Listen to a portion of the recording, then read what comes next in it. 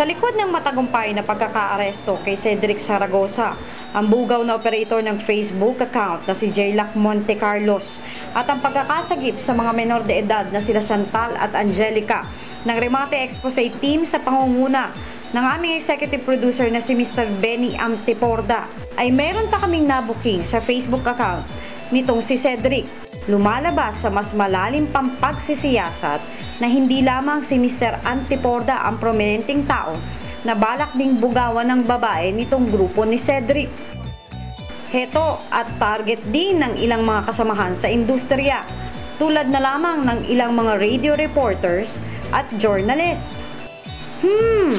Pati itong si Bossing ng isang kilalang noontime show ay inalok din ng babae nitong si Cedric. At maliban dyan, maging ang Facebook account ng kilala at nirerespetong aktor na si Richard Gomez ay punteriya din ng grupong ito na bumubuking sa Facebook. Buti na nga lang at maagap ang naging pag-aksyon ng mga operatiba ng Criminal Investigation and Detection Team ng Western Police District nang idulog namin sa kanila ang reklamo laban sa mga kawatan sa Facebook. Di tulad ng mala basketball na pag-aksyon na inihain sa amin ng mga tauhan ng National Bureau of Investigation. Noong una, dahil sa layunin ng grupo na kaagad na masagip ang mga menor de edad na ibinubugaw sa Facebook, ay tiwala kami na ilapit ang kasong ito sa tanggapan ni NBI Director Magtanggol Gatdula. At dahil nga site crime ang aming reklamo, ay ipinasa na kami sa dibisyon na nakakasakop sa ganitong uri ng kaso, ang Cybercrime Unit o CCU ng NBI. Kampante na rin sana ang grupo lalo na nang maipakita namin kay CCU Chief Head Agent Migdonio Gonzon Jr. ang mga ebidensyang hawak ng Remate Expose Team sa bentahan ng laman gamit ang Facebook. Matapos ang masusing deliberasyon ay nagpasya ang grupo na buuin ang plano para sa ika-aresto ng aming subject na si Jaylac Monte Carlos at rescue naman para sa mga babaeng kinakalakal nito. Okay, ang bala ko, suggestion ko is i-trace muna natin kung saan siya. Although it would take time, pero kung sakasakali naman, maa-unroute natin yung operation niya. Sa pag-aakalang all set na para sa itinakdang operasyon na iyon, ay dito na nawindang ang grupo. Dahil pagbalik namin sa tanggapan na iyon ni Agent Gonzon, ay ipinasa na kami sa opisina ng Violence Against Women and Children Division o VAWCD. Palusot nitong opisyal, rescue operation daw ang aming kaso at wala daw kinalaman doon ang Cybercrime Unit. Tanong, di ba't ang Facebook ay ino-operate gamit ang computer? Ngayon, kung ang pagbubugaw ay nagaganap sa Facebook, ibig sabihin po ba nito, Agent Gonzon, wala pa rin kayong pakialam sa kasong ito? Wala nga bang kinalaman o tinatamad lang? Ganun pa man, dahil desidido ang grupo na masagip ang mga menor de edad na ito na binebenta sa Facebook, ay tinungo namin ang VAWCD kung saan kami ibinato ng CCU. Pero ito, inyong tutukan ang katibayan kung paanong ibitin ng mga operatiba dito ang urgent na pag-rescue sa mga menor de edad. Kargado ng spy camera ang aming mga kasamahan sa expose, ay ganito ang tugon ng VAWCD sa grupo. Pero po sir, nung time na yun, nag-case lang muna kami, balak pa kami, Friday pa lang. Tapos, Friday pa nga lang, in-endorse namin sa kanila. Documented na sir, kasi pinakita na namin sa kanila sir, yung mismong video. Nung, sa CCU, di ba, sinabi mo nga sa akin, yung nga, sinabi ko rin yung kay Bernie, sabi ko sa kanila, lumapit na pala sa inyo to, meron na mga in-experience sa inyo. Pinakita na rin po namin yung mga Facebook, yung sagutan. Sa nila, challenge ko sa kanila, bakit hindi pa ninyo, kayo na lang humawak, instead of preparing to us. Ang pinag-usapan nga namin ni Exor is, why is it yung happy nila, ba't i-refer pa sa amin, kung in the first place, yung happy mismo yata nakausap niya, no? Si Consono, si Agent Consono.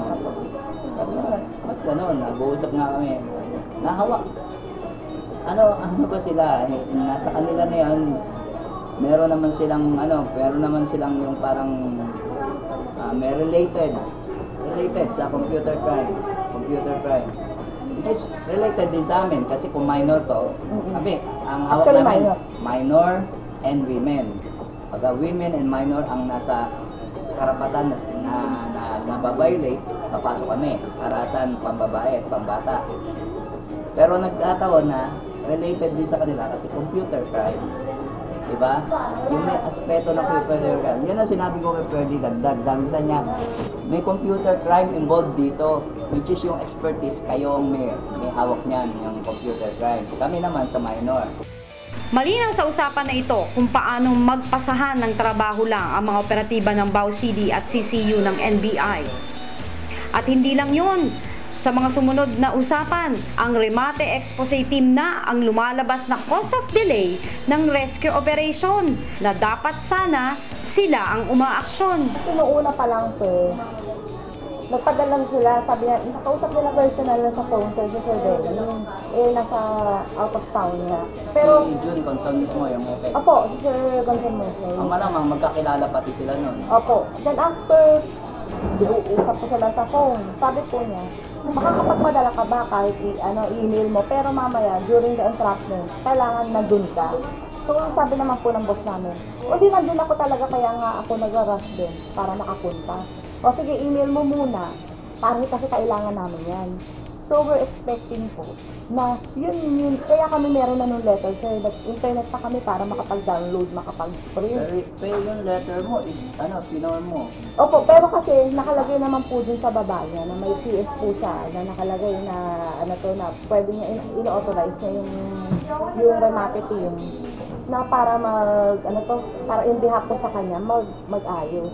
Pero kasi sir, na-agree na po kasi yun. Oo. Ito yan tignan mo, bibigyan kita ng senaryo Kasi yung Kasi sinasabi kung hindi mo, niya sir sinabi na sige, yan, okay lang. kasi yung the agreement is between June Conson and you, di ba? Benianti Ponda. Sa amin hindi.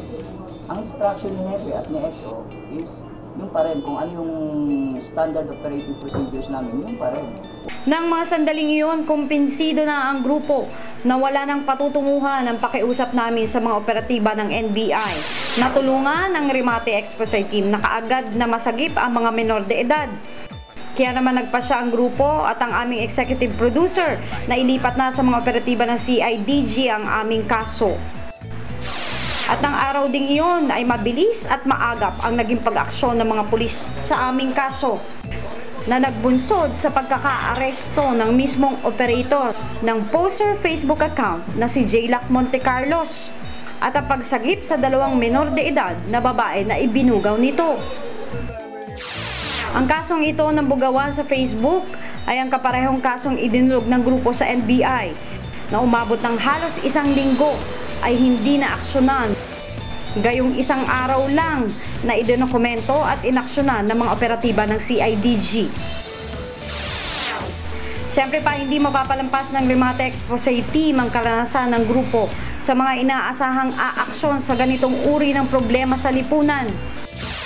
Sa tanggapan ni Civil Service Commission Chairman Francisco Duque, inireport namin ang ugali ng ilang taga-NBI. Dito na nilinaw ni Chairman Duque ang malinaw na kapabayaan naman at katamaran ng mga taga-NBI. Paano sila magiging out? Yung krimen ay ginagawa through the cyberspace, through the Facebook. Actually, sir. How can they abdicate their responsibility? Di ba? Bakit nila tinatalikuran yung kanilang responsibility? Dapat i-check nila doon sa cyber. Pwede naman nilang hanapin kung saan yun. Naging matagumpay ang mga operatiba at Remate Expose Team sa pagkakabuwag sa nagsisimula pa lang na sindikato sa Facebook.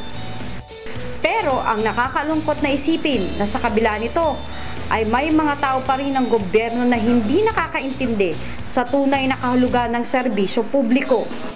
Ang pag-aksyon sa mga problema ni Juan de la Cruz na pwede namang gawin na ngayon ay bakit kailangan ipagpabukas pa?